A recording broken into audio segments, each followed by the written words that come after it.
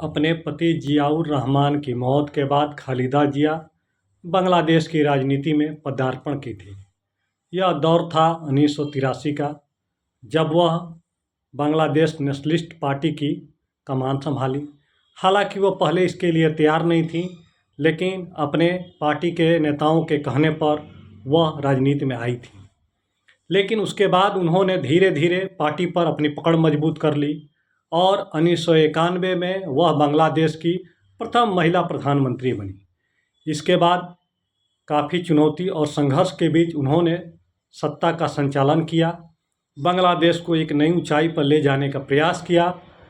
इस कार्य में उनके पास कई समस्याएं भी आई, लेकिन वह लगातार इससे निपटती रहीं। वह लगातार 3 बार बांग्लादेश की प्रधानमंत्री रहीं। उन्होंने लोकतंत्र के स्थापना में एक बड़ी भूमिका निभाई।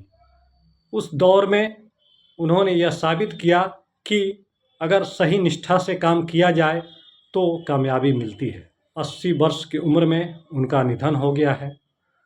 उनके निधन पर उनकी प्रतिद्वंदी शेख हसीना ने शोक संदेश दिया है। अपने शोक संदेश में उन्होंने कहा है कि वह बांग्लादेश की पहला महिला प्रधानमंत्री के रूप में लोकतंत्र की स्थापना में एक महत्वपूर्ण भूमिका निभाई। उनके संघर्षों को बांग्लादेश में लंबे समय तक याद किया जाए। बता दें कि बांग्लादेश के लिए ये बहुत ही कठिन चुनौती है।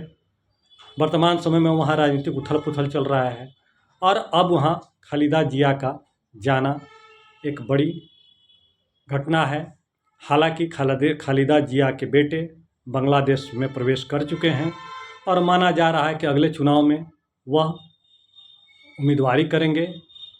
दोस्तों, इसी तरह हम आपको समय समय पर अपडेट देते रहते हैं, देते रहेंगे।